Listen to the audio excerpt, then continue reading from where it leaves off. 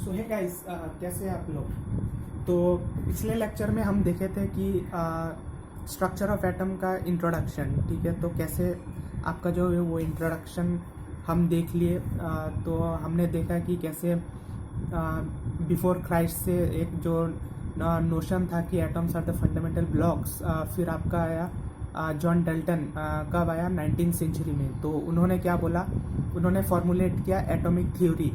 तो atomic theory में उन्होंने क्या बोला कि atom is the fundamental particle. तो लेकिन आपका एक सेंचुरी बाद, मतलब 19th सेंचुरी में क्या हुआ कि वहाँ पे साइंटिस्ट लोगों ने ये पता लगाया कि atom is not the fundamental particle, that means Dalton's law fails here. फिर क्या हुआ, अब जो है 20th सेंचुरी में ये पता लग गया कि आपका जो है एटम कंसिस्ट ऑफ 3 मोर सब पार्टिकल्स, और उनका नाम है आपका, पहला है आपका इलेक्ट्रॉन, फिर है आपका प्रोटॉन, फिर है आपका न्यूट्रॉन, ठीक है। ये 3 क्लियर है। फिर क्या हुआ, कुछ कुछ प्रॉब्लम आए, जैसे कि स्टेबिलिटी का प्रॉब्लम आया। फिर आपका आ गया जैसे कैसे आपका जो है ओरिजिन नेचर जो है इलेक्ट्रोमैग्नेटिक रेडिएशन का एब्जॉर्प्शन बाय एटम कैसे करता है। फिर आपका जैसे कैसे वेरियस जो है मॉलिक्यूल्स और फॉर्म होते हैं, कॉम्बिनेशन कैसे मॉलिक्यूल, तो ये सारे प्रॉब्लम्स आए, ठीक है।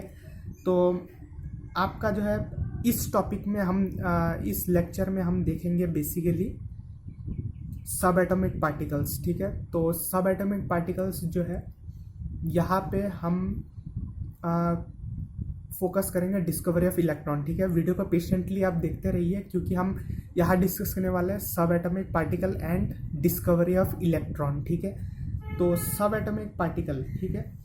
तो यहाँ क्या हुआ, डल्टन्स का जो एटॉमिक थ्योरी है, ठीक है, डल्टन्स का जो एटॉमिक थ्योरी है वो क्या क्या एक्सप्लेन कर पाते थे, मैं बोर्ड में जाके दिखाता हूँ, ठीक है। वो क्या क्या एक्सप्लेन कर पाते थे। Dalton's atomic theory was able to explain,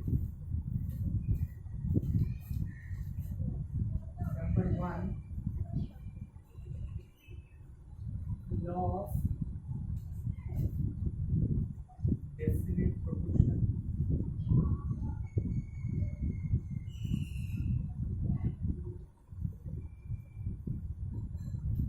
ये आपका Dalton's law was able to explain। तो डल्टन का जो लॉ है क्या क्या एक्सप्लेन, डल्टन का जो लॉ है क्या क्या एक्सप्लेन कर पाया। पहला है आपका Dalton's law of definite proportion, ठीक है। फिर है आपका Dalton's law of multiple proportion, फिर है आपका multiple proportion,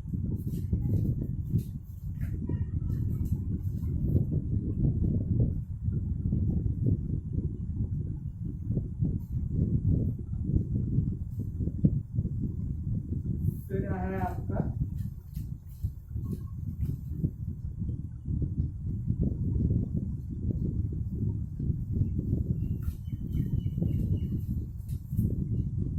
conservation of mass.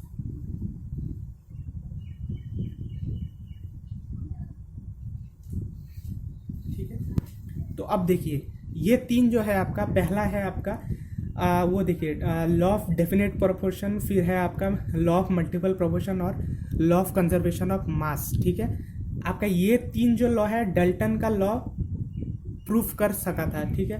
और क्या प्रूफ नहीं कर सका, वो है कि एटम का जो है सब एटॉमिक पार्टिकल्स भी है, वो प्रूफ नहीं कर पाया था। डल्टन ने सिर्फ बोला था कि एटम फंडामेंटल पार्टिकल है, लेकिन वो रॉन्ग है वहाँ पे। और कहाँ पे राइट है डल्टन? इन 3 लॉ में। इन 3 लॉ जो है डल्टन का कंप्लीट था, वेरीफाइड था, ठीक है। तो अब हम प्रोसीड करेंगे फर्दर।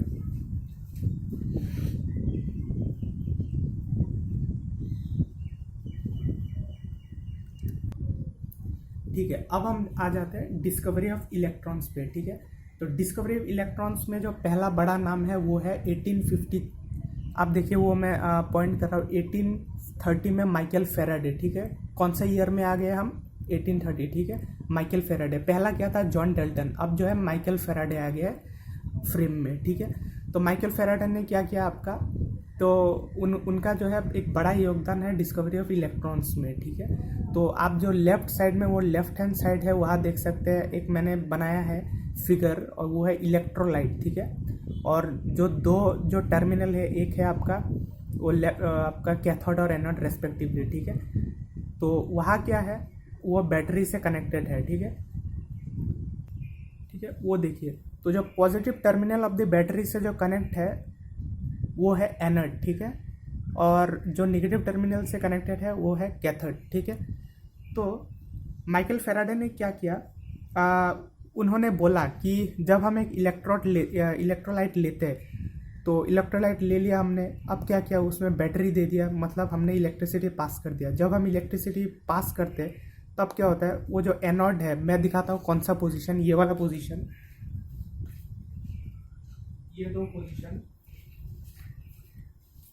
तो उन दो पोजीशन में क्या होता है आपका liberation of and deposition of matter होता है, ठीक है। उन दो पोजीशन, वो सर्कल्ड पोजीशन मैंने जो आप सर्कल्ड किया, वहाँ से क्या होता है आपका liberation and decomposition of matter होता है वहाँ पे, ठीक है।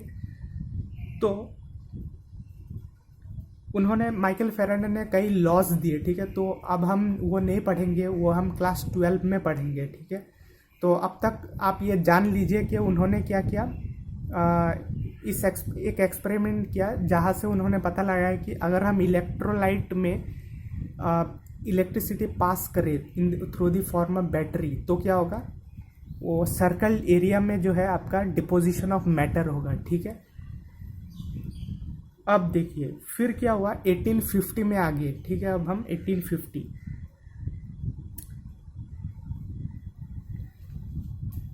अब देखिए 1850 में क्या हुआ, माइकल फेराडे जो है वो स्टडी कर रहे थे, ठीक है। क्या स्टडी कर रहे थे वो, electrical discharge in partially evacuated tube, ठीक है, पार्शियली इवैक्यूएटेड ट्यूब। ये देखिए आपका जो राइट हैंड साइड में जो फिगर दिख रहा है, वो फिगर जो है एक ट्यूब है, ठीक है, एक ट्यूब वहाँ पे आप देख रहे हैं। ये जो ट्यूब है, यहाँ जो है सारा एयर टू वैक्यूम पंप चला गया है, ठीक है। तो ये मतलब नियरली वैक्यूम ट्यूब है। फिर जो है राइट, आपका लेफ्ट साइड में दिख रहा है वो कैथोड है, राइट साइड में क्या है, एनोड है, ठीक है। और इसका नाम है कैथोड रे डिस्चार्ज ट्यूब, और वो है हाई वोल्टेज, ठीक है। ये एक्सपेरिमेंट किसने परफॉर्म किया था, माइकल फेराडे, ठीक है। अब जो है आपको डिस्कवरी ऑफ इलेक्ट्रॉन में, जैसे मैं बोला, माइकल फेराडे का योगदान दिखेगा। ये हम डिस्कस करेंगे राइट हैंड साइड में, ये जो है कैथोड रे डिस्चार्ज ट्यूब, कैसे यहाँ से इलेक्ट्रॉन डिस्कवर हुआ, ठीक है। अब इस लेक्चर में सिर्फ आप जान लीजिए ये वाला। तो जो है ये है आपका कैथोड रे डिस्चार्ज ट्यूब, ठीक है। और यहाँ से ही जो है, यहाँ से ही जो है आपका structure of atom in experiment से ही फॉर्मुलेट किए थे, ठीक है। वो देखे मैंने ऊपर में मैंने लिख दिया है स्ट्रक्चर ऑफ एटम, ठीक है। ये सब एक्सपेरिमेंट किस लिए किए थे, पता लगाने के लिए कि स्ट्रक्चर ऑफ एटम कैसा था। So this was the significance of those experiment. So significant was nothing but to find out the structure of atom, ठीक है। तो इस लेक्चर में इतना ही। नेक्स्ट लेक्चर में हम इसको अच्छे से देखेंगे, कैथोड रे डिस्चार्ज ट्यूब। तब तक लेक्चर को कंटिन्यू आप देखते रहिए, ठीक है, और वीडियो को लाइक ज़रूर कीजिए।